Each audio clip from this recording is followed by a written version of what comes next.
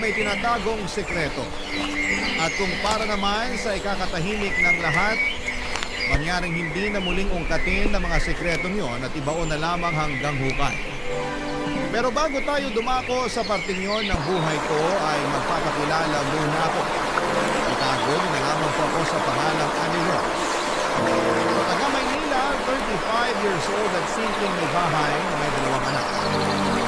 Ang mister kong si Byron ay dating seaman at isang OFW.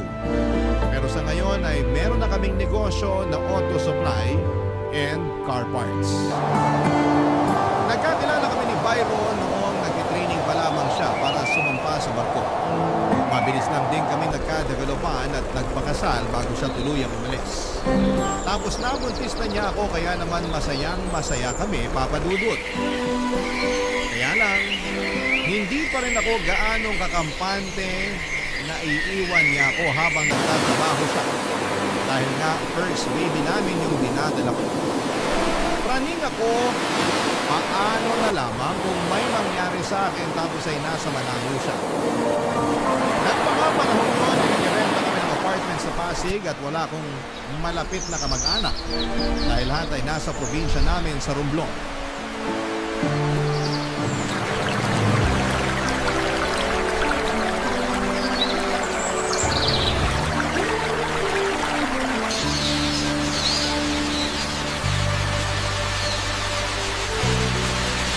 Kanina ko pa napapansin na tahimik ka, sweetheart. Pagod ka ba? Hindi naman. Ikaw nga halos naglaba tsaka naglinis ng bahay. Paano ako mapapagod? Siyempre. Gusto kong pagsilbihan ng asawa ko eh. Naku, ikaw talaga? Totoo kaya yun? Hindi naman porke lalaki ako, hindi na ako marunong sa mga gawaing bahay. Turo sa amin ng nanay namin, tulungan daw namin ang magiging asawa namin sa paglalaba, pagluluto, at paghuhugas ng pinggan para hindi raw kami iwanan. Hindi naman kita iiwan dahil hindi. Pero thank you sa mga tulong mo. Lalo na ngayon nabuntis ako. Madali ako makaramdam ng kung ano-ano sa katawan. Kaya nga eh, pero excited talaga ako maging tatay. Excited na rin ako sa pagdating ng baby natin. Pero hindi ko pa rin maiwasang matakot. Matakot saan? Kasi kailangan mong umalis. Iiwan mo ako mag-isa dito sa apartment natin. Kahit na kaya ko naman, natatakot pa rin ako. Sweetheart. Hindi ba talaga pwede na dito ka na lang sa malapit magtrabaho? Huwag ka nang sumampa ng barko. Hindi pwede.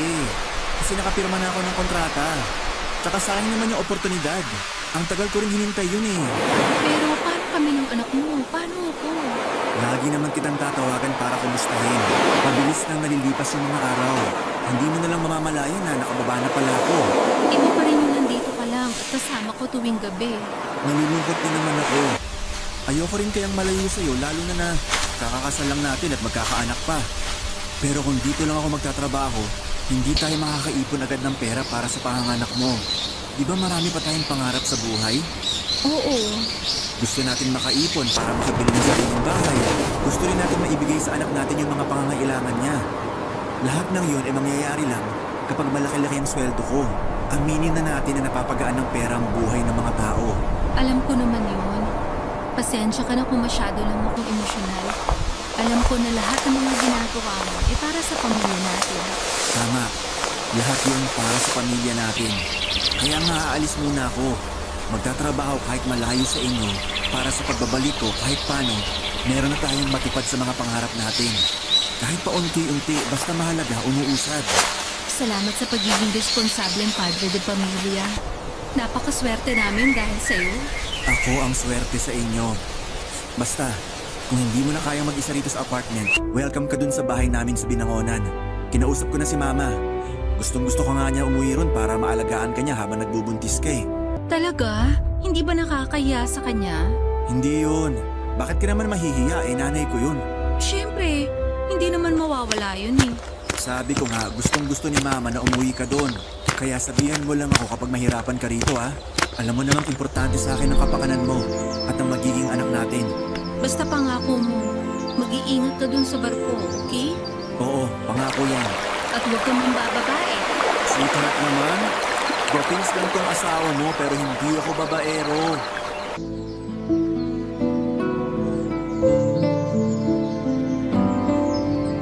Papa Dudut, naiintindihan ko naman na gustong umalis ni Byron para mabigyan niya kami ng maayos na buhay ng anak niya. Ramdam ko sa mga salita niya na sisigudo siya at nakikita ko ang determinasyon sa kanyang mga mata. Ako rin naman, Papa Dudut, gusto kong makapag-ipon kami ng pera para sa kinabukasan ng aming anak. Kaya kahit takot ako mag-isa, nilakasan ko ang loob ko. Pumayag na rin akong tumira muna kasama ang mama niya na nasa Binangonan, Rizal ng mga panahong yun. Lalo na noong nag-6 months na ang tiyan ko. Mabait naman ang nanay ng mister ko. In fact, ay todo asikaso siya sa akin noong nandun ako sa bahay nila. At hanggang sa mga anak ko ay hindi ako pinabayaan ng mother-in-law ko. Naisip ko nga kung nasa malapit lang sana ang mama ko. Pero kahit na nasa malapit lang siya, hindi kami in good terms, lalo na noong nagdesisyon akong umalis sa probinsya namin sa Romblon para magtrabaho sa Manila. Mahabang kwento pero galit siya sa akin kasi hindi ko sinunod yung gusto nilang mangyari ng tatay ko na ipakasal ako sa mayamang taga doon lang din sa amin. Ang bata-bata ko pa noon at nangarap akong makapagtapos ng pag-aaral. Pero hindi na noon natupad dahil mas ginusto ko na lamang na magtrabaho. Naging waitress ako sa isang resto bar at doon kami nagkakilala ni Byron. 2 buwan matapos kong mga anak ay nagsabi ako sa mister ko na gusto ko na ulit bumalik sa nirerentahan namin. Nang time na yon kasi, Papa Dudut, ay umuwi sa bahay ng mother-in-law ko ang panganay niyang anak na lalaki na may pagkabatugan at ubosi kong umasta. Kaya na ako hindi na sinasanto. Kaya bago ko pa siya mapatulan ay nag-decide na akong umalis na lamang sa kanila. Kahit mahirap ay nag-adjust rin ako ng mga panahon mo. Kinaya ko alang-alang sa peace of mind ko, Papa Dudut.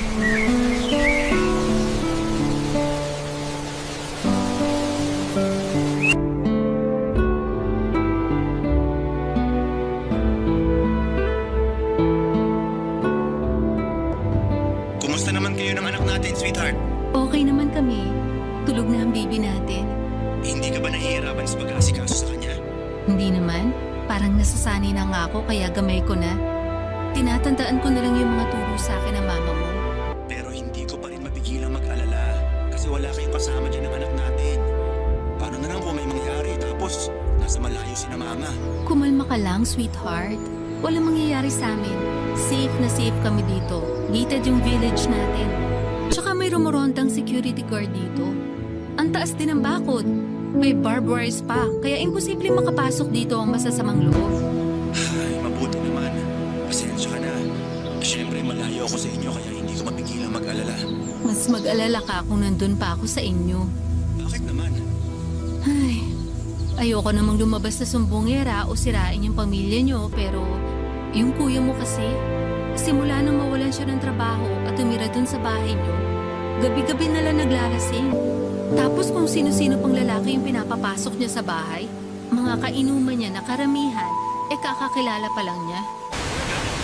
Nakakista mo si kuya. Oo, ayoko lang din sa kanila ginagawang yusian yung bahay. May hika si mama tapos may baby din. Hindi mapakiusapan ng kuya mo, madalas pang galit lalo paglasing. Kaya hindi ko na natagalan yung ugali. Kilala mo ko, baka mapatulan ko pa yon, pero tinikom ko na lang yung bibig ko kasi nga, kapatid mo pa rin naman siya. Sana sinabi niyo sa akin para ako na yung kumausap kay kuya. Hindi naman siya makikinig sa'yo eh. Di ba sabi mo, sarili lang niya ang pinapakinggan niya?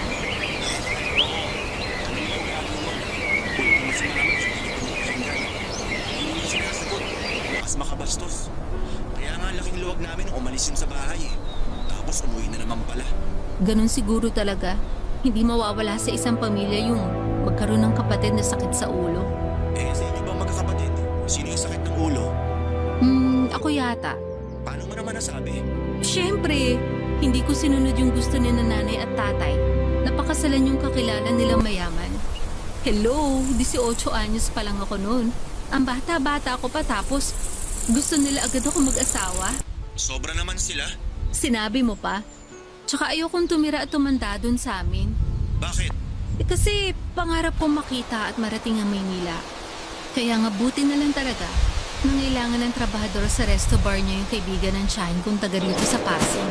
Kaya ka sumama papunta yan. Oo. At kaya rin nagalit sa akin yung mga magulang ko. Pero matagal na yun. Ilang taon na lang ang nakalipas. Hindi pa rin ba kayo nakabati?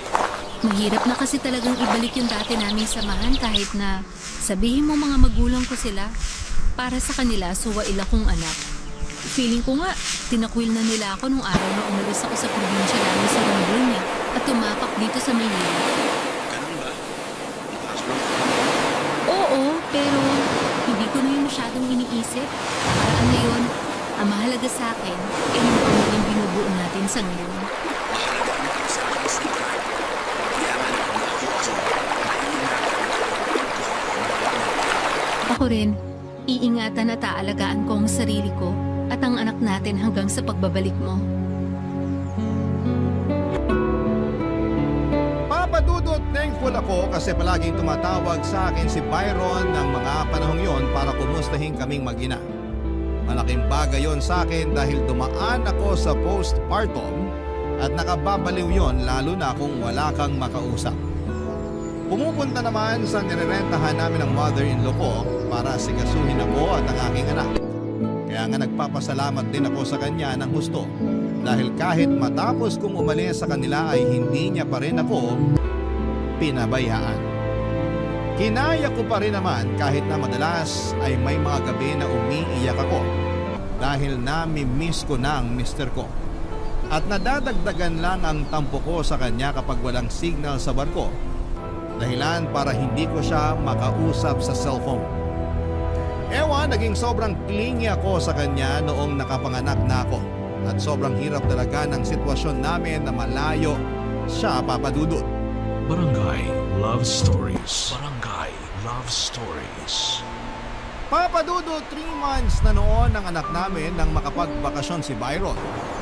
Sobrang saya ko kasi makakasama namin siya ng halos 3 buwan bago ulit siya sumampa sa barko.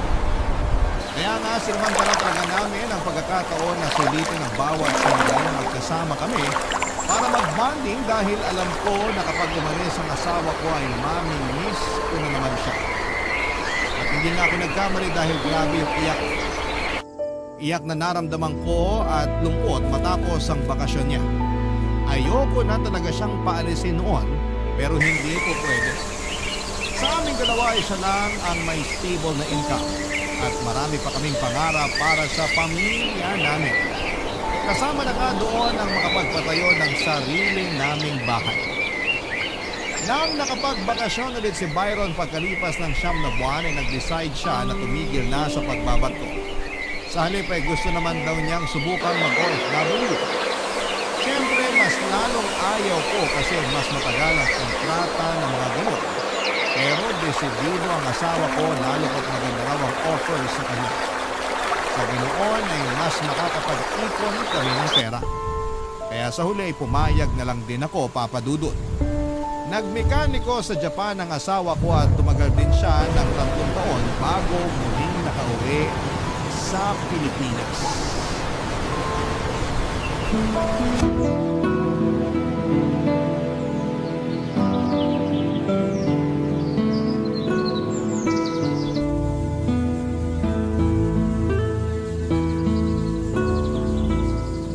Grabe! Ang sarap talaga ng steamed pompano mo. Hanggang ngayon, nasa dila ko pa rin yung lasa. Naku, baka naman kailangan mo lang mag-toothbrush para mawala yung lasa sa dila mo. Nakapag-toothbrush na ako, no? Siyempre, biro lang. Alam ko miss na miss mo ang mga luto ko. Lalo na yung pompano. Kaya nga sinarapan ko talaga ng gusto eh. Oo, miss na miss ko nga. Masasarap naman pagkain dun sa Japan. Pero iba pa rin dito sa atin. Lalo na kapag luto ng misis ko. Nambola ka pa? Hindi kaya yun pambobola. Pagsasabi lang yun ang totoo. May iba tayo. 3 taon ka rin sa Japan. Babalik ka pa ba uli doon? Tungkol sa bagay na yan. Oo, babalik pa ako. Akala ko ba ayaw mo na? Kasi namimiss mo na kami ng anak mo. Oo nga. Pero kulang pa kasi ipon nating pera, sweetheart. Habang tumatagal, mas nagmamahal yung presyo ng pangarap nating lupa't bahay. Pwede naman kasi nating hulug-hulugan. Hindi natin kailangan bilhin ng isang bagsakan. Hindi ko kasi alam yung kalakaran sa ganyan. Paano kung mawalan ako ng trabaho habang di pa tapos yung paghuhulog natin? Pwede naman tayong kumonsulta sa mga ahente tungkol sa bagay na yan. Para mas alam natin yung gagawin. Ewan ko. Wala akong tiwala sa mga ahenteng yan. Yung iba kasi sa kanila, in-scam ako. Ha? Paano? Basta, ayoko na lang ikwento kasi kinalimutan ko na nga yun. Hindi naman lahat ng ahente, ganun. Baka nakatsyempo ka lang nung wala sa puso yung ginagawang trabaho. Kumbaga, pera lang ang habol tapos pinababayaan na yung mga kliyente pagkakuha ng komisyon. Kaya nga yun ang dahilan kung bakit gusto ko pang bumalik sa ibang bansa. Tsaka mag-aaral pa yung anak natin. Mas lalaki lalo yung mga gastusin natin. Ang akin lang naman, lumalaki na yung anak natin. At kahit na-explain ko naman sa kanya na ikaw ang tatay niya, na kailangan mong umalis para magtrabaho sa malayo, ilang pa rin sa'yo yung bata? Sa umpisa lang naman yun kasi nga, ngayon lang niya ako nakita. Matagal din ako sa Japan bago nakapagbakasyon kasi nag-pandemic pa. Yun nga. Sana nga kasi ayoko namang lumaki siya na malayo ng loob sa'yo. Hindi mangyayari yun kasi sabi mo alam naman niya na ako yung tatay niya. At pinaliwanag mo sa kanya yung dahilan kung bakit kailangan kong umalis at magtrabaho sa malayo, di ba? Oo, sabi ko, para rin naman sa kinabukasan niya. Tama. Pero naisip ko rin na masyado pa siyang bata para maintindihan yun. Kaya nga gusto ko sana na dito ka na lang sa atin magtrabaho. Sweetheart, ano mo namang maliit ang sweldo dito sa atin? Pwede naman tayong magbawas ng pinagkakagastusan natin para mapagkasya yung kikitain mo sakaling dito ka na nga magtrabaho. Ayoko pa rin. Kasi kaya nga ako nag-abroad para mabigyan kayo ng maalwang pamumuhay. Tapos gusto mo magtipid tayo para lang mapagkasya yung sasahurin ko? Pamilya lang naman natin yung iniisip ko. Pangarap mo ba na habang buhay nasa ibang bansa, yung malayo sa amin ng anak mo? Hindi. Pero habang kaya ko pa, habang may lakas pa ako para makapag-ibang bansa, at habang may pagkakataon pa, susunggaban ko. Bahala ka na nga. Tiis lang muna, sweetheart. Papasaan din ba na magkakasama rin tayo pagdating ng araw? Sige, pero sana dumating yung araw na yun. Pero habang hindi pa dumarating yung araw na yon, huwag na natin aksayahin yung pagkakataon na pwede tayong mag-banding. Ha? Anong banding ka dyan? Gabi na kaya? May balak ka pa bang puntahan? Wala. Pero sa'yo may balak ako. Masayihin mo ako. Tapos mamaya, ikaw naman yung mamasayihin ko. Papadudod sobrang sabik kami sa isa't isa ni Byron kaya sinulit namin ang bawat sandali na masusolo namin ang bawat isa. Ang saya-saya ko talaga kapag kasama ko ang asawa ko at aminado akong ayoko na ulit siyang umalis para magtrabaho abroad. Pero kaunti pa lang ang ipon namin. Hindi pa nga yun sapat para makabili ng bahay ng isang bagsakan. Doon ay siya rin kasi ang sumusuporta sa pamilya niya at nagpapaaral sa ibang niyang pamangkin. Kaya hindi buong napupunta sa amin ang lahat ng sweldo niya. Ang totoo, Papadudot, ay minsan na namin pinagtalunan niyo. Pero sinabi lang ni Byron na hindi naman niya pwedeng basta putulin ang sustento niya sa kanyang pamilya. May sakit din ang nanay niya at siya lang ang sumusuporta sa maintenance medicine nito. Hindi ko naman inalis ang karapatan niya na tumulong pero may iba pa naman siyang kapatid na nagtatrabaho din sa abroad. Kaya lang ang mister ko lang talaga yung dedikado. Masyado rin siyang mapagbigay at hindi marunong tumanggi lalo pa sa mga pamangkin niya at pinsan. Kaya tuloy may mga pagkakataon na kami naman ang na-short at kailangan mag-adjust sa kung ano lang ang ibigay niya. Hindi rin nakatulong yon yung paraan ko ng pag-alis ng stress sa asawa ko nang umalis na siya pabalik ng Japan. Kasi napag-gastos din ako sa pag-order ng pagkain online.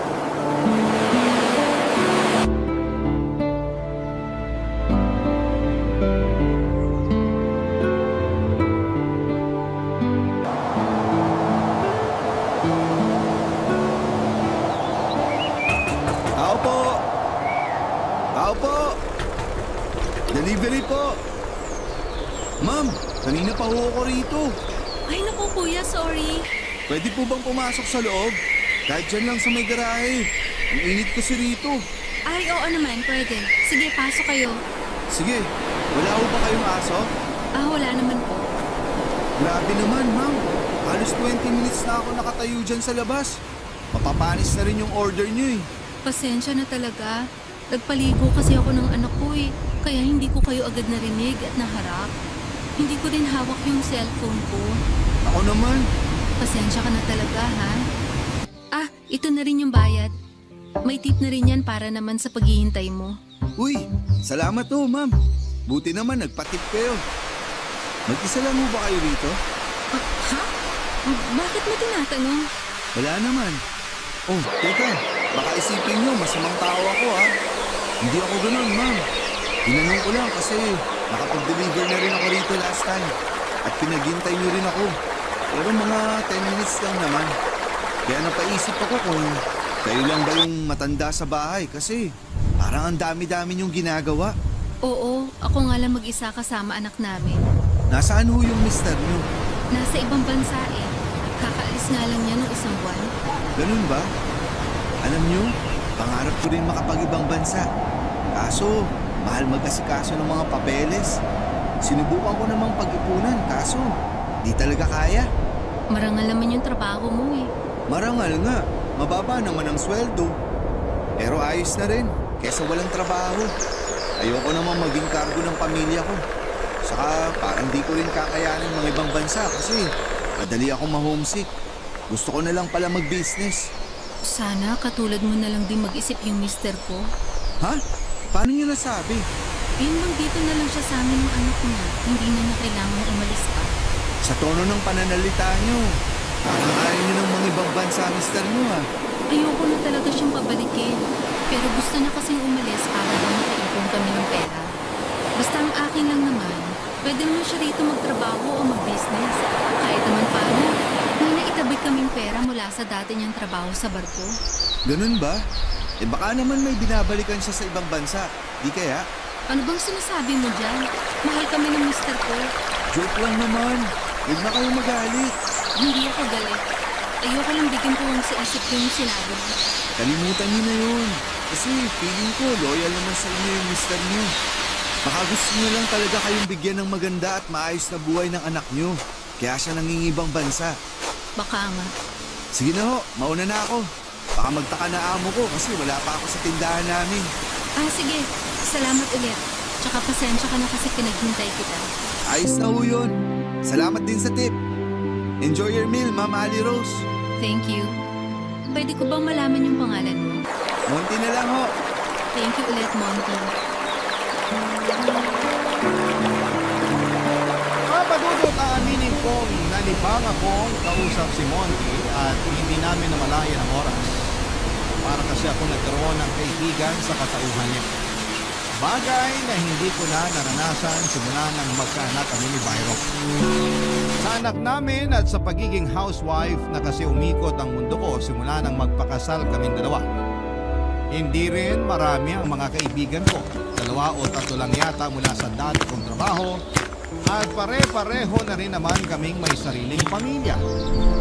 Paminsan-minsan ay nagkakausap kami sa messenger at nagpaplanong lumabas pero hindi naman natutuloy dahil sa kung ano-anong mga kadahilan. Hanggang sa lumipas na lamang ang mga panahon at makakalimutan namin yon. Kaya nga thankful ako dahil na-distress talaga ako sa maiksi naming kwentuhan ni Monty. First time ko rin kasi na maka-encounter ng madaldal na delivery rider. Hindi naman ako natakot kung ilang sa kanya kasi mabait naman siya at magalang. Kaya nga papadudot na padalas ang pag-order ko sa restaurant nila. At lagi kong hinihiling na sana'y si Monty ang mag-deliver para naman makita ko siya. At makapagkwentuhan muli kaming dalawa kahit sa maiksing sandali na. Papadudot. Barangay Love Stories. Barangay Love Stories. Papadudot, isang buwan pa lang halos nakakaalis ang mister ko pabalik sa Japan nang makilala ko nga itong si Monty. Tapos nagsimula na rin kami mag-usap sa text message. Nanguna siya magpadala ng mensahe sa akin ng pangungumusta. Nireplyan ko naman siya kaagad kasi ang nasa isip ko ay baka gusto lamang niyang makipagkaibigan. Saka napapasaya naman ako ng pag-uusap namin, lalo na kapag naiinis ako kay Byron.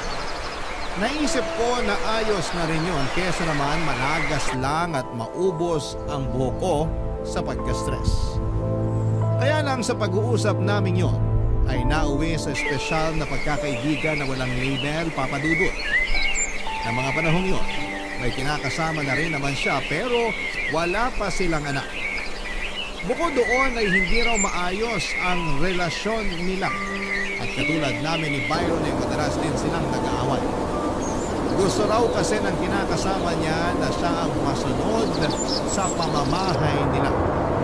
Kaya nga dinadamayan ko noon si Monty sa tuwing may hindi sila pinagkakasunduan ng live-in partner niya.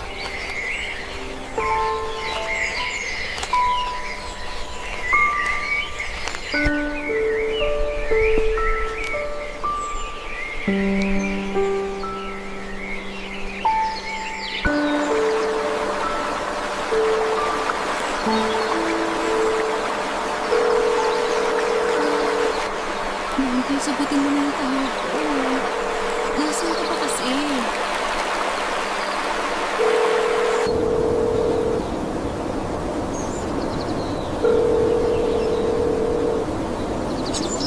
Sa wakas, sinagot mo rin.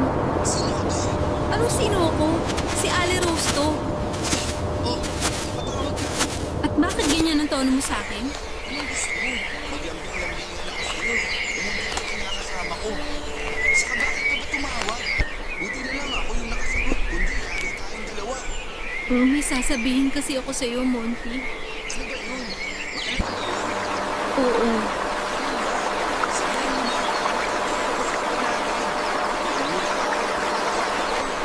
Buntis ako.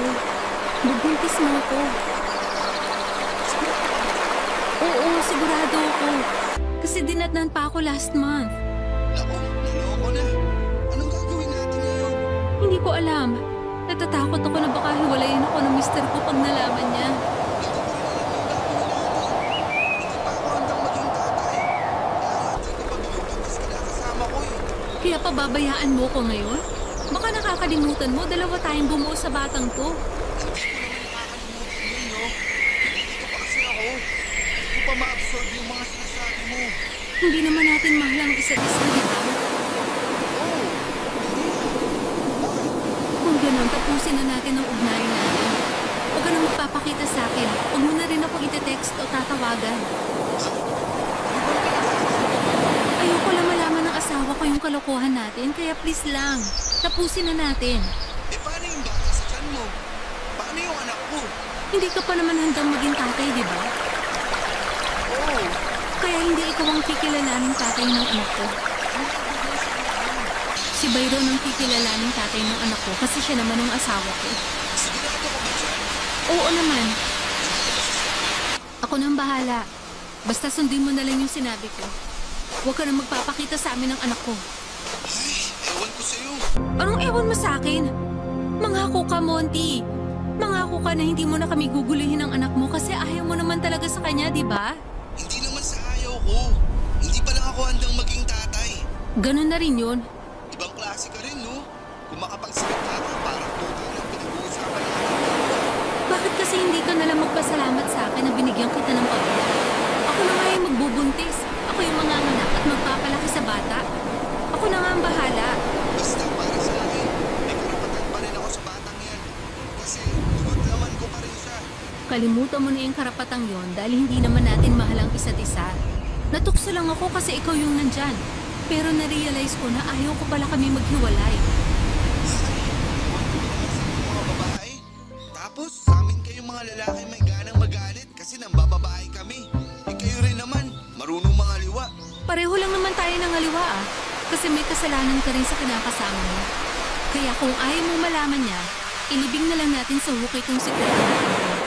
Pagkakaintindihan ba tayo? Wala ka na nga. Mangako ka muna mo. Sige no. Gusto ko lang na may paghawakan. Hindi na kayo guguloy ng magiging natin. Papadudot una sa lahat ay nainis ako na hindi pala nakasave sa phone ni Monty ang number ko. Kaya pag estranghero ang bungad niya sa akin nang sagutin niya ang tawag ko. Sa bagay, naiintindihan ko naman na mas mabuting hindi niya isave ang number ko sa phone niya para iwas huli sa ka-live-in niya. Matapos nga ang pag-uusap namin, desidido akong hindi ipakargo kay Monty ang anak niya dahil ayoko masira ang kasal namin ni Byron. Doon pa lang ay nag-sink in sa akin ang bigat ng kasalanan na gawa ko sa mister ko at sa kasal namin nang pumatol ako sa tukso. At mas malala pa ay nagbunga yon ng bata. Buti na lamang at nakumbinsi ko si Monty na ayoko siyang kilalaning ama ng anak namin at tapusin na namin ang aming komunikasyon. Nangako kami sa isa't isa na itatago namin ang sikretong nagkaanak kami hanggang hukay. Kakalimutan na lang namin na minsang naglaro kami ng apoy. Pagkatapos, ang sumunod kong ginawa ay sinabi ko kay Byron na buntis ako. Hindi naman siya mahirap paniwalain dahil bago siya umalis ay maraming beses na may nangyari sa amin. Dinagdagan ko na lang ng ibang kwento tulad ng huli ko na lang nalaman kasi hindi ako dinatnan noong isang buwan. Kaya nga tuwang-tuwa ang asawa ko nang malaman niyang magkaka-baby ulit kami. Simula nang sinabi ko lang sa kanya ay bumalik na ulit yung pagiging maalaga niya sa akin. Lagi akong kinukumusta ni Byron at ang pagbubuntis ko. Tapos ay nangako siya sa akin na sa pag-uwi niya, plano niyang magnegosyo na lamang kami rito sa Pilipinas para makasama na niya kami ng mga bata. Mabilis na nagdaan ang 2 taon, malaki na anak namin ni Monty na ang kinilanang tatay ay si Byron.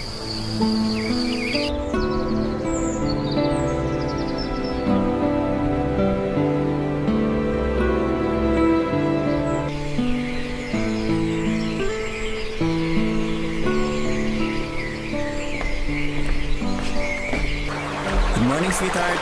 Good morning din, sweetheart. Bakit nagising ka na? Naramdaman ko kasi na wala ka na sa tabi ko. Akala ko kung saan ka na pumunta. Maaga pa. Madilim pa nga sa labas. Hindi lang kasi ako makatulog. Bakit? May problema ka ba?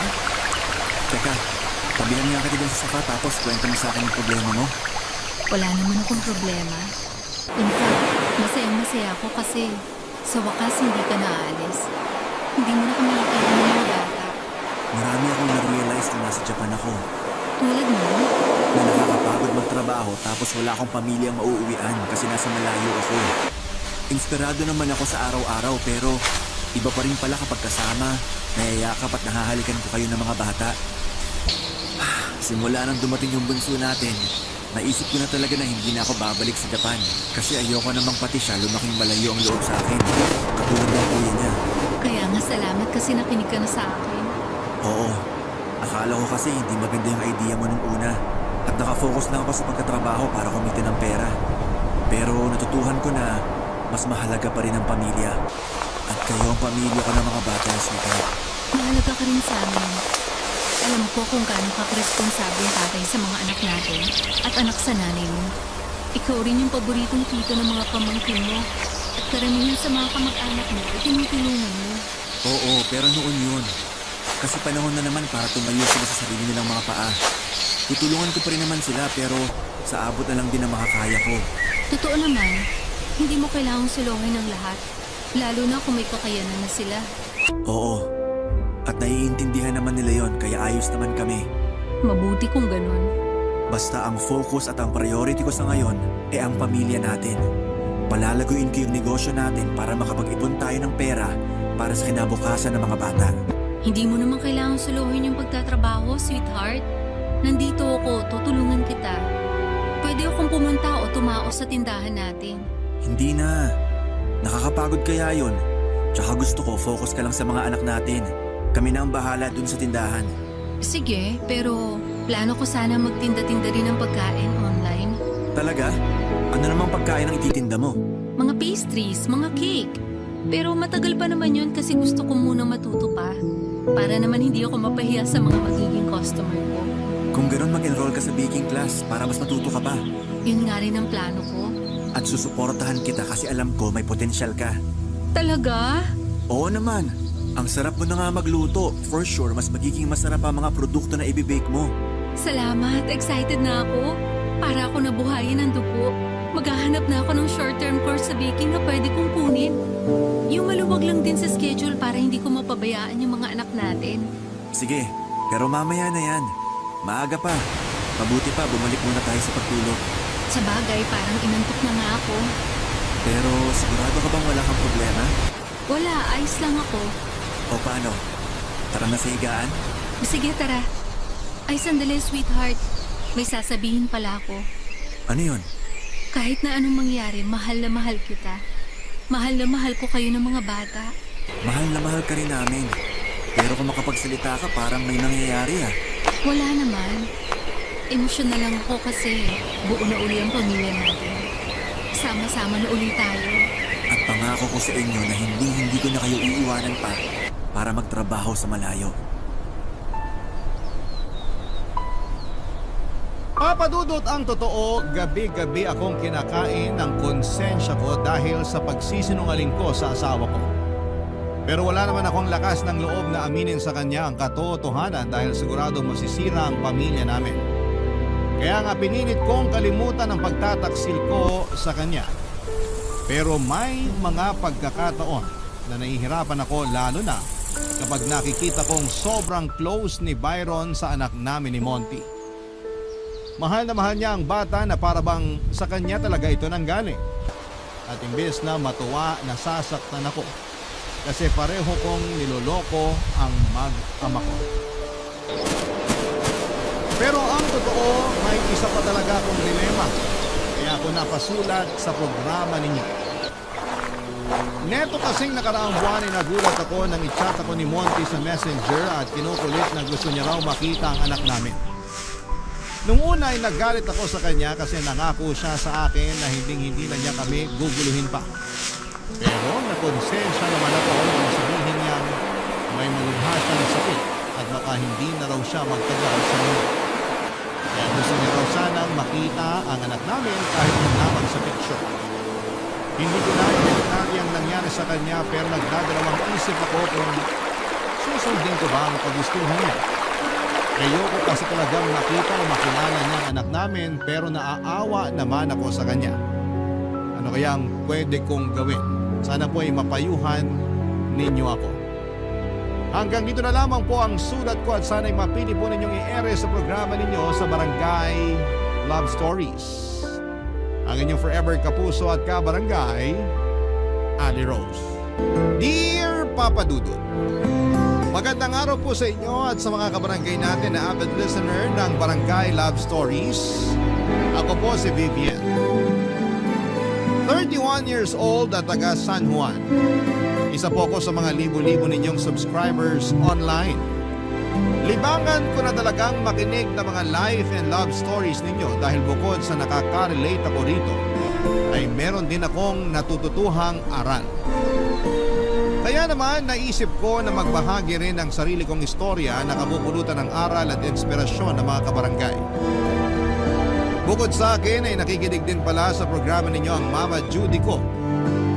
Nasa bahay lang naman kasi siya at ang pinagkakabalahan lang niya ay ang mga pa-order niyang pastries tulad ng cakes, cupcakes at iba pang mga tinapay. Pero wala naman siyang physical store. Sabi lang niya talagang mag-bake hanggang sa naisipan naming magbenta dahil masarap naman talaga.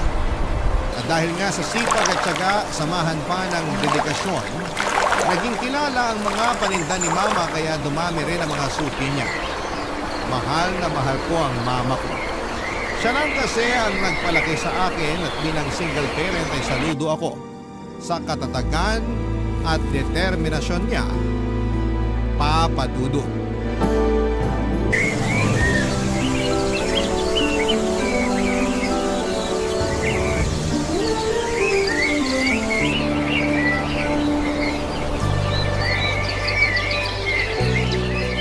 Sakto na ba to? Ilan nga ba order ni Kumare? Hi, Ma! Oh, nandiyan ka na pala na. Late ka yata nakauwi. Opo, As usual, heavy traffic. Weekend ba kasi? Pero buti na lang walang pasok bukas. Makakapagpahinga ako from corporate work. Oo nga. Kumain ka na. Nagluto ko ng paborito mong adobo. Wow! The best ka talaga! Pero mamaya na ako kakain. Gusto ko munang ilapat sa sofa tong likod ko. Grabe, ang sarap! Kumaka-react naman to. Kala mo matanda na. Sobrang sakit pa ng likod mo? Bata-bata mo pa. Pag naranasan nyo mag-commute, hindi nyo na masasabing bata pa ako. Kasi naman, bago ako nakasakay ng UV kanina, pumila muna ako ng pagkahaba-haba. Ilang oras din akong tumayo, kaya pati binti ko nangangalay na. Gusto mo bang pahiran ko ng eucalyptus oil yung binti mo? Naku, ako na po. Mukhang di na nga kayo magkanda ugaga dyan sa mga pa-order nyo eh. Ang dami ah. Ah, ito ba? Oo. Para raw sa dibo ng anak ng kumari ko. Kaya nga po, ako na lang magpapahaplas. Pero mamaya na kasi hindi pa ako nakakahubad ng pantalon, no? So hassle. Ay nako, puro ka talaga mamaya. Sabi niyo nga sa akin, ang buong pangalan ko ay Vivian Mamaya. Tanda ko pa yon kahit matagal niyo nang sinabi sa akin. Buti naman kasi wala ka ng bukang bibig kundi mamaya. Lalim mo na. May problema po ba? Wala naman. Huhulaan ko. Tungkol ba dyan sa mga pa-order mo? Hindi, walang kinalaman to ron. Sige, sasabihin ko na sa'yo. Ang totoo na stress ako doon sa tatay mo. Bakit po? Sabi na sasamahan daw ako sa pagde-deliver ng mga order sa akin. Pero biglang hindi matutuloy kasi pinapasama daw siya ng asawa niya sa kung saan. Ewan! Hayaan nyo na lang po si Papa. Lagi naman niya kayong pinapaasa eh. Magsasabi na sasamahan kayo tapos hindi matutuloy kasi biglang may lakad sila ng asawa niya. Naisip ko lang naman na sayang kasi makakatipid din ako sa pamasahe. Tsaka siya naman may sabi na kaysa ibayad ko raw sa iba. Ihahatid na lang niya ako. Total, invited din naman ako dun sa birthday party. Hanggang ngayon ba naman nagpapapaniwala pa rin kayo sa mga sinasabi ni Papa? Mukha naman siyang seryoso. Mukha lang pero hindi talaga. Parang hindi nyo kilala si Papa. Nuknukan ng sinungaling at paasa. Huwag ka naman magsalita ng ganyan sa papa mo, nak. At bakit hindi? Kasi tatay mo pa rin siya. Basta ako, hindi na naniniwala sa kanya, Ma. Lagi na lang napapako yung mga pangako niya eh. Pinapaasa na lang tayo, kaya nadala na ako. Tsaka, kaya naman natin yan kahit wala siya. Tutulungan ko kayo. Ako na rin mamamasahe para hindi nyo naalalahanin. Ay, huwag na. Nakakahiya naman sa'yo. Mapapagastos ka pa. Wala pong kaso sa akin yun. Tsaka, pwede po bang tigilan nyo na yung pakikipag-usap mo kay Papa? I mean, baka kasi malaman na naman ng asawa niya na may communication kayo tapos sumugod na naman yung dito't manggulo. Ayoko na pong maulit na pumunta siya rito tapos pinagsalitaan tayo ng masama't masakit. Hindi ko lang kasi mapigilang kausapin ng papa mo. May mga araw kasi na namimiss ko talaga siya. Hindi pa po ba ako sapat? Ano bang sinasabi mo? Siyempre, sapat ka na. Yun naman po pala eh. Pero sana tama na. Tigilan nyo ng paghahabol kay Papa kasi kahit anong gawin natin, hindi na tayo magiging priority. Kaya nga ako, hindi ko na siya masyadong iniisip eh. Para hindi na rin ako nasasaktan. Sinanay ko na lang sarili ko na wala akong tatay. Sana po ganun din gawin nyo. Mag-move on na kayo sa kanya. Kasi sino lang ba tayo sa buhay niya? Alam mo, tama ka. Dapat talaga matagal ko nang pinutol ang communication namin eh. At hindi na ako pumayag na kausapin niya. Tama ka, nak. Salamat sa pagpapaalala mo sa akin. Walang anuman po. Basta, kaya natin at masaya tayo kahit tayo lang dalawa. Papa Dudut, mabait at mapagmahal ang mama ko. Pero aminado siyang naging mapusok noong kabataan niya. Kaya siya naging kabit o kulitan. Hindi ako proud na ganon ang mama ko pero habang tumatanda ako ay na-realize ko na biktima lang din siya ng sitwasyon. At lahat yon ay sinisisi ko sa tatay ko. Aminado naman si mama na medyo utu-utu siya pagdating sa pag-ibig lalo na kung pusa yung binigay sa kanya ng isang tao. Bagay na hindi niya naranasan noon sa strikto at masungit niyang mga magulang. Kaya nga nang dumating ang papa ko sa buhay niya, Akala niya ay magkakaroon na raw ng happy ending yung love story nila.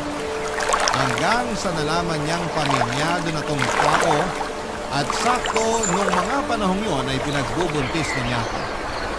Simula nung nalaman ng asawa ni Papa na nag-i-exist si Mama ay walang araw na hindi nito ginulo ang buhay ng nanay ko.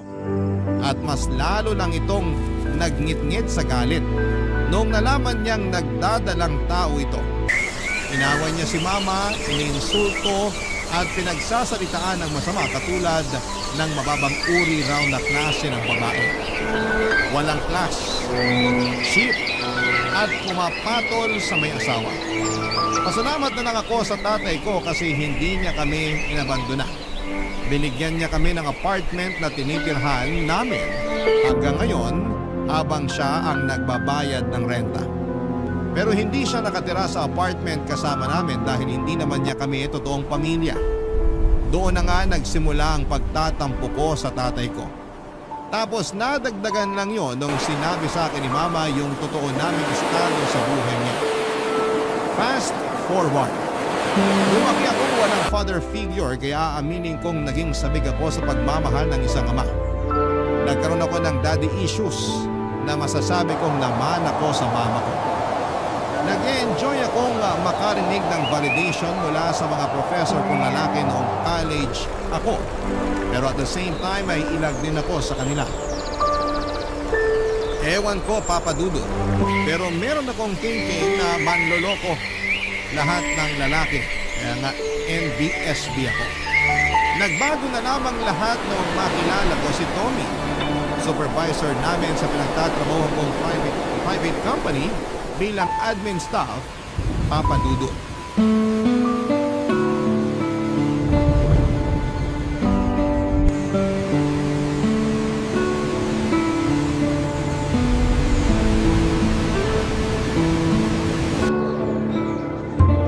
Wow!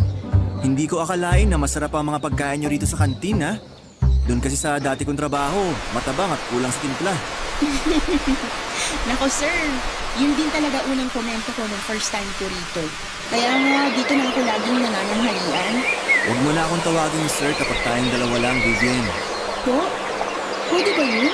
Oh, Pero baka may makarinig kung hindi ko kayo tatawagin sir tapos may masabi na kung ano.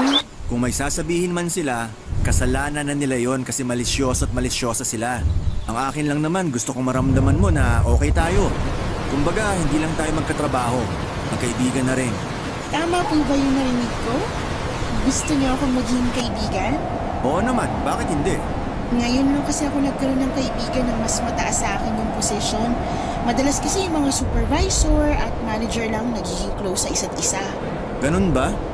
Pero wala naman sigurong batas na nagbabawal maging close ang supervisor at subordinate niya, di ba?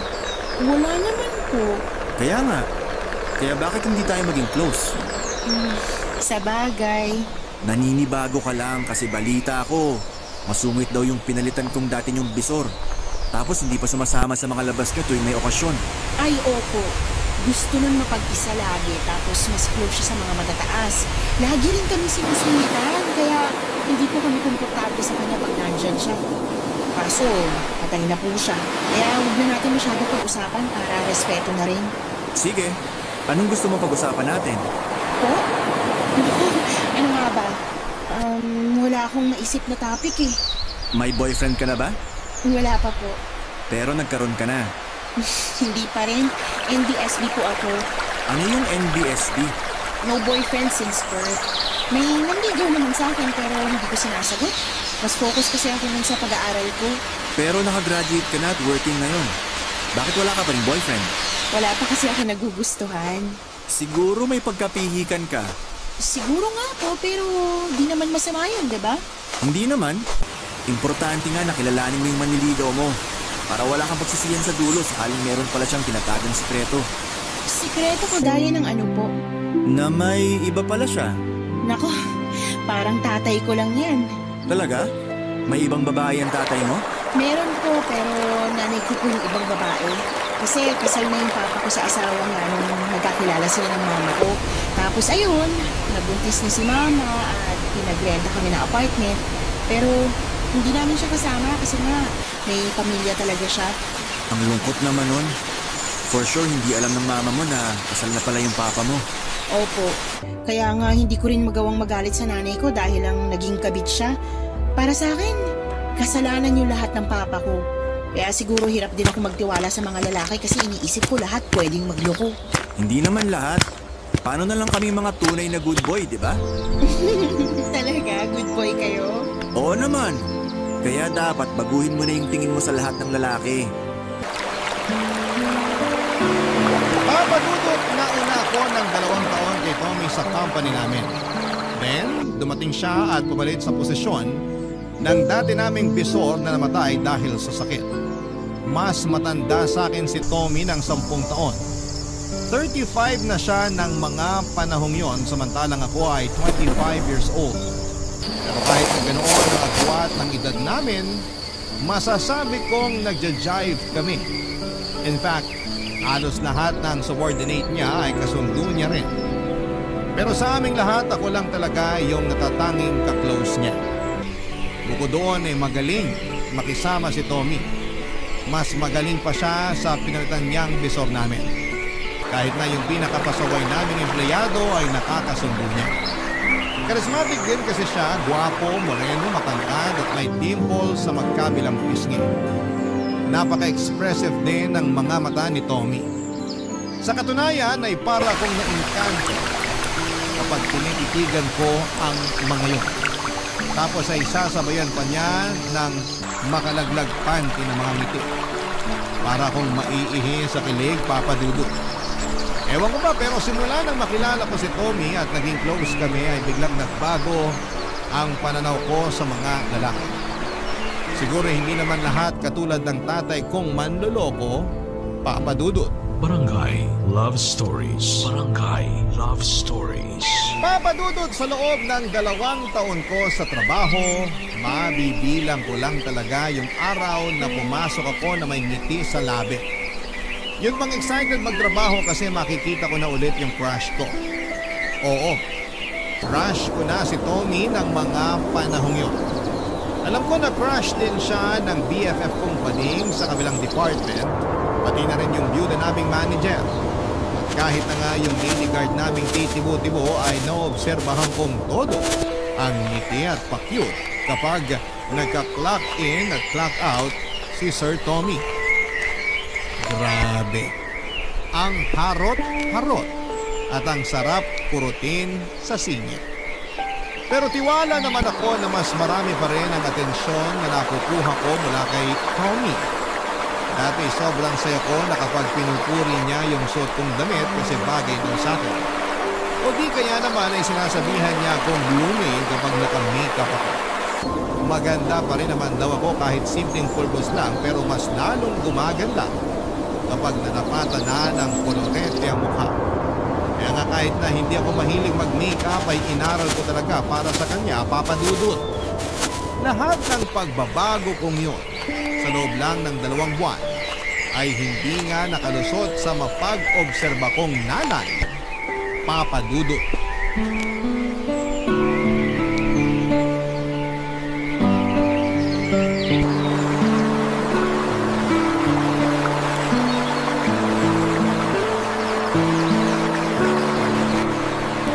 Nako, siguro may boyfriend ka na kaya panay makeup mo na. Naman. Hindi ba pwedeng dahil feel ko lang kasi maganda pala ako pag naka-makeup? Maganda ka kahit walang makeup. Kaso, mas maganda pala pag meron. Tsaka, baka panahon na rin para matuto ako mag-makeup. Hindi yung pulbos lang at lipstick yung alam kong i-apply sa mukha ko. Okay, pero hindi ako naniniwala na wala kang pinagagandahan. Dumaan din naman ako sa ganyan na. Kaya sabihin mo na lang sa akin kung meron ka na bang boyfriend. Mama mo ko, karapatang ko malaman yun. Sinisensya mo pa talaga ako. Ano na nga? Meron na ba? Wala pa nga ako, pero may nagugustuhan na ako. Talaga? Ako dalaga na yung anak ko. Dalaga naman po talaga ako. Palagay mo sa akin.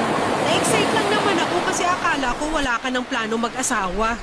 Pero buti naman may nagugustuhan ka na. Opo, pero complicated kasi. Tsaka, Baka di kayo pumayag. Ha? Bakit naman hindi ako papayag? Kasi boss ko siya at katrabaho ko. Wala namang kaso sa akin yun, ha? Basta single yung boss mo.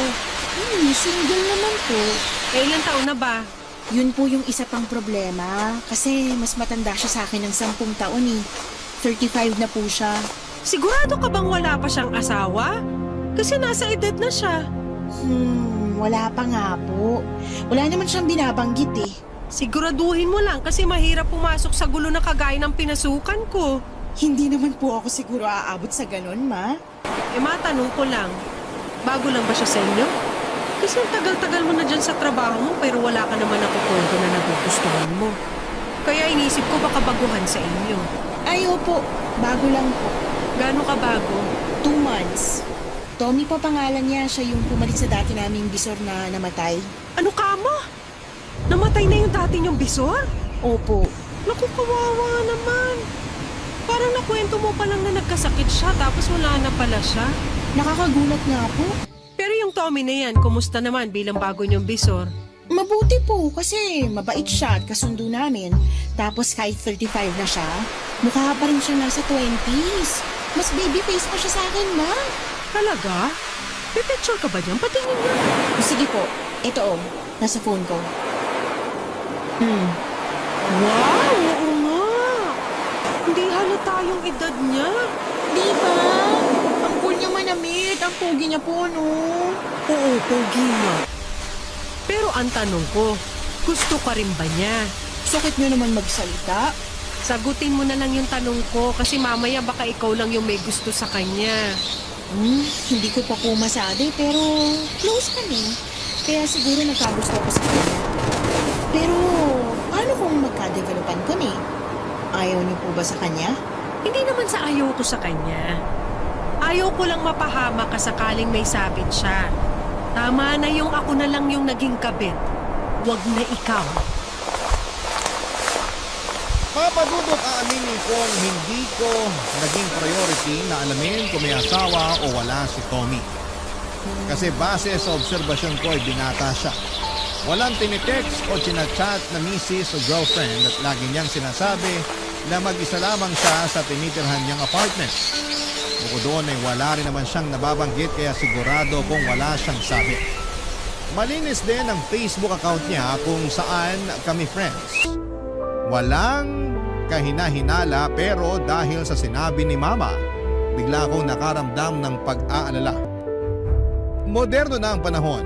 Hindi na dapat basta-basta naloloko ang mga kababaihan. Alam ko na concern lamang si Mama sa kapakanan ko dahil ayaw niyang matulad ako sa kanya. Nakabit na kung tawagin ang mga legal wife ay cheap, walang class, at mababang uri ng mga babae. Hindi naman kasi talaga maganda ang maging isang kabit at nakasira ng pamilya. Alam ko kasi yung pakiramdam na simula pagkabata ay tampulan ng tukso ng mga kaklase ko dahil wala kong tatay dahil kabit lang daw ang nanay ko. Kaya nga never akong pumasok sa relasyon kasi natatakot akong magkamali. Pero ewan ko, nang dumating si Tommy sa buhay ko ay para kong ibon na nakawala sa hawla at naging malaya.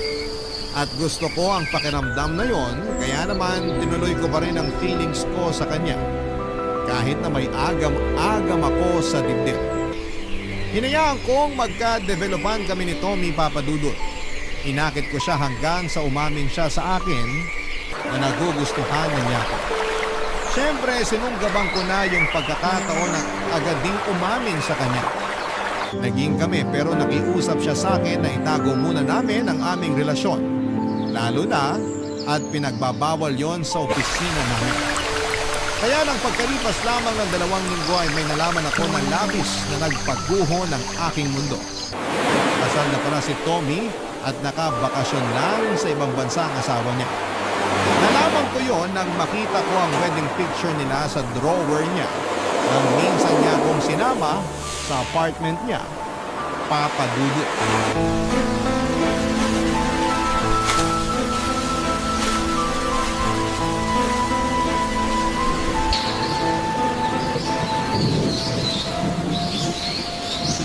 Tommy, sino tong babaeng to? Sino ba yan? Ito. Oh, Magpapaliwanag ako, Vivian. magpaliwanag ka talaga bago ko umalis dito sa apartment mo. At saan ka pupunta? Uuwi sa bahay namin. Bakit? Palagay mo sa akin, batang musmus na hindi marunong umuwi mag-isa? Pero gabi no. Tsaka baka umulan, paano ka pa? Wala akong pakialam. Kaya bago ko gawin yun, magpaliwanag ka na. Sino tong babaeng kasama mo sa picture na to? Asawa mo? Oo. Walang niya ka. Kasal ka na pala. Sorry, okay? Hindi ko nasabi kasi... Kasi bakit po ba naman sasabihin, di ba? Eh di pag nalaman ko, syempre lalayuan kita. At ayokong layuan mo ko kaya hindi ko na sinabi. Ginawa mo kong kabit, Tommy. Wala kang konsensya. Hindi na rin naman kami okay ng misis ko eh. In fact, wala siya ngayon sa apartment ko kasi mas inuna niya pang puntahan yung peste niyang business trip. Kaya naman pala, wala palang pusa kaya malikot ang daga. Huwag mo naman sabihin yan oh. Ay bakit hindi ko sasabihin? Kapal ng mukha mo. Akala mo hindi masakit yung ginawa mo. Hindi ko naman sinasadya. Pero wag mo sanang isipin na hindi totoo yung mga pinakita at pinaramdam ko sa'yo. Mahal kita, Vivian. Pero kasal ka nga. Nasa business trip lang yung misis mo, hindi pa kayo hiwalay. Alam mo, mahal din naman kita eh. Pero hindi ko pinangarap na maging kabit. Alis na ako. Ayoko mag-stay sa lugar na to kasama yung sinungaling na katulad mo. Please, wag kang umalis. Wag mo akong iwanan mag-isa dito. Ay bakit hindi? Ayusin natin to. Ayoko mawala ka sa akin. Hindi na natin maaayos to kasi nung una pa lang, hindi ka na nagsabi ng totoo. Nakakatawang isipin na panagsabi ka pa sa akin na iba ka sa lahat, na good boy ka, pero hindi naman pala. Kapag naaalala ko yun, mas lalo lang nadadagdagan yung galit ko sa'yo eh. Nagawa ko lang naman yun kasi hindi ko na kayang pigilan yung feelings ko sa'yo eh. Ewan ko pero na-realize ko malaking pagkakamali talaga na pumayag ako magpakasal sa asawa ko kahit hindi ko naman siya mahal. Tuloy nung dumating ka, tsaka naman naging komplikado ang lahat. Kapal ng mukha mo, no? Sinisi mo pa talaga ako? Hindi kita sinisisi. Hindi raw, pero rinig na rinig ko kaya. Alam mo, kasalanan mo yan. Ikaw lang naman na nagloko, dinamay mo pa ako. Wala akong kamalay-malay na kasal ka na pala. Tapos wala rin alam yung misis mo na iniiputan mo na siya sa ulo. I'm sorry, Vivian. Patawarin mo na ako kasi nagsinungaling ako. Hindi ko na alam kung paano ka patatawarin. Pero isa lang malinaw sa akin ngayon. Hindi kita pwedeng pagkatiwalaan. Ano ba, Nico? Marami ka pang hindi sinasabi sa akin. Wala na. Yun lang tungkol sa misis ko. Wow! Akala mo yata maliit na bagay yung tungkol sa misis mo, no? Vivian naman.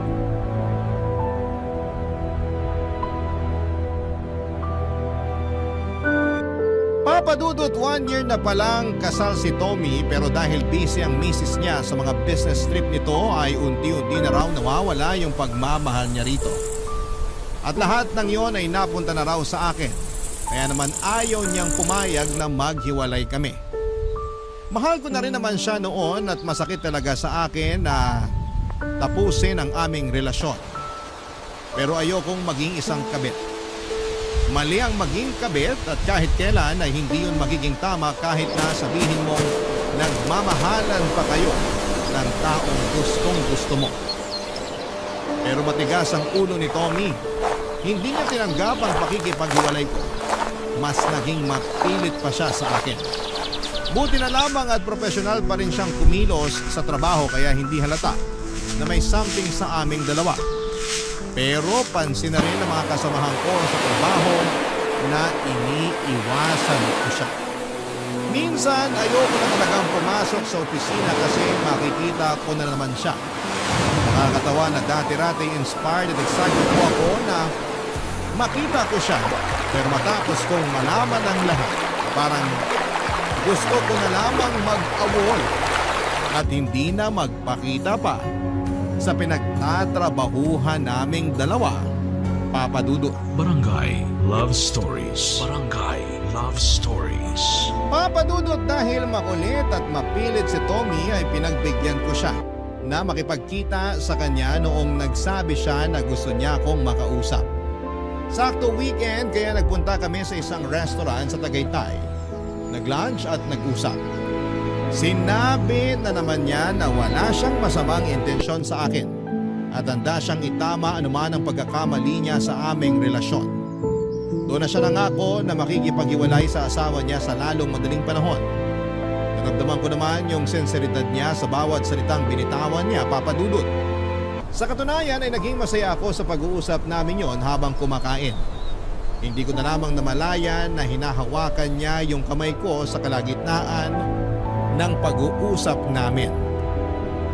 At hinayaan ko lang yon dahil masarap sa pakiramdam. Inihatid naman ako ni Tommy sa bahay namin kasi inabot na kami ng gabi. Alalang-alala si Mama at akala niya ay napano na raw ako. Hindi kasi ako nakapagsabi sa kanya kung saan ako pumunta. Nagsinungaling na lamang ako na may nilakad. Ngunit hindi na masyado nagtanong pa ang nanay ko. Nagpatuloy ang relasyon namin ni Tommy pero habang tumatagal, imbes na maging masaya ay unti-unti akong kinakain ng konsensya.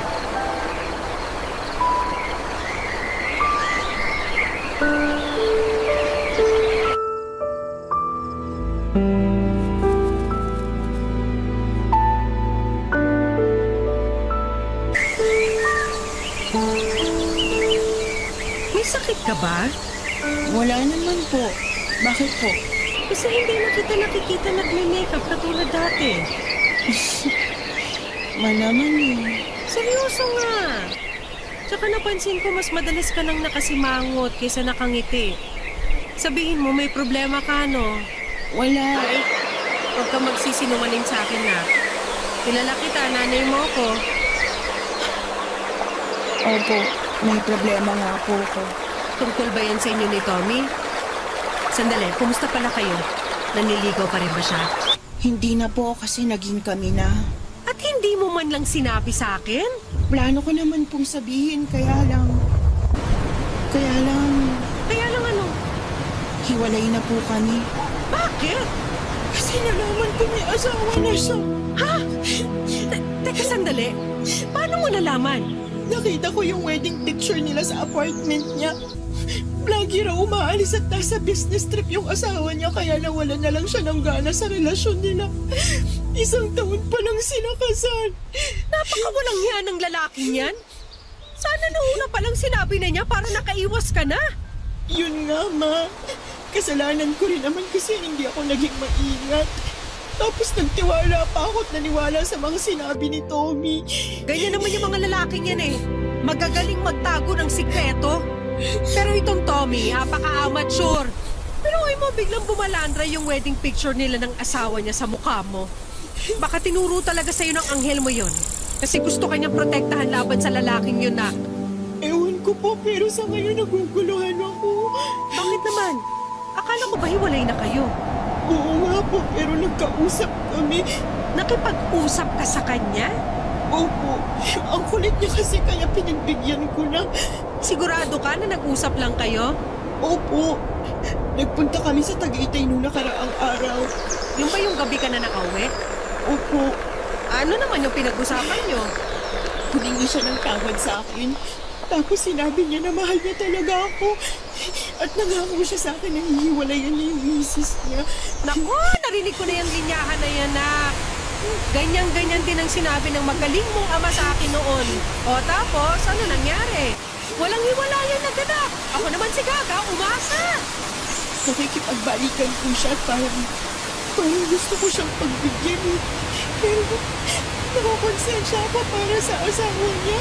Huwag ka na makikipagbalikan sa tokmol na yan, ha? Dahil baka matulad ka sa akin, ha? Alam mo kung gaano kahirap maging kabit. Dahil kabit ang nanay mo, di ba? At ayoko maranasan mo yun. Nangako ko sa sarili ko na hindi ko kukontrahin sino mang mahalin mo basta walang sabit. Kaya nga hindi naman ako tumutol dyan sa Tommy na yan. Tapos malalaman kung katulad lang pala siya ng tatay mo. Kaya nga po, nalulungkot lang ako kasi nagluloko rin pala siya.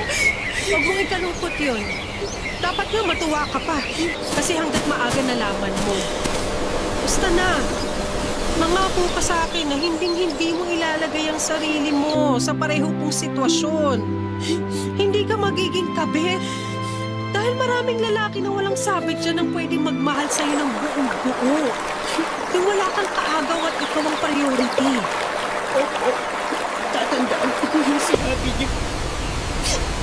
Pwede po bang mayakap muna? Kasi ang sakit-sakit na. Sige, halika. Mayakapin ka ni Mama. Papadudot na iyak na lamang talaga ako sa pag-uusap namin yun ni Mama. Doon ko naalala yung mga payo ko sa kanya noong sabihin kong wag na siyang umasa sa atensyon ng tatay ko. Dahil kaya naman naging punuan ng pagmamahal or kaya naming punuan ng pagmamahal ang isa't isa. Para akong sinampal ng realidad. Dahil ako mismo ay nakalimot sa mga yon na hayaan kong mahulog ako sa patibong ng pagmamahal ng isang lalaking may asawa na. Kaya nga thankful ako kay Mama dahil nandyan siya para magpayo sa akin ang dapat at tama kong gawin. Doon ako nag-decide na gusto ko na talagang tapusin ang lahat sa amin ni Tommy. Magaman hindi naman kami nagkabalikan, ayoko na palalinin yung nabubuo kong feelings sa kanya ng mga panahon na. At sinabi ko sa sarili ko na hindi na ako uuro o mag-back out sa desisyon ko. Kaya naman kinausap ko ulit si Tommy at sinabi ko ang desisyon ko pero sa ikalawang pagkakataon ay hindi siya pumayag. Umabot pa nga sa punto na naging desperado siya na walang pagiging profesional niya sa opisina namin kaya nalaman ng lahat na may relasyon kami, papadudot. Iyang-iya ako kasi ayoko talaga nung pinagchichismisan. Tapos kinausap pa kami ng HR manager namin na itigil namin ang relasyon namin dahil alam nilang may asawa na si Tommy. Nanliit talaga ako ng gusto ng araw na yon. Kaya nag-early out ako at umiyak na nagsumbong sa nanay ko pag uwi ng bahay. Pagkalipas nga ng ilang minuto ay biglang kumatok si Tommy sa pinto namin. Gulat na gulat kami ni Mama dahil hindi ko alam na sinundan niya pala ako pauwi. Nakiusap siya sa amin ni Mama na kausapin namin siya. Kaya pinapasok namin siya sa loob ng bahay.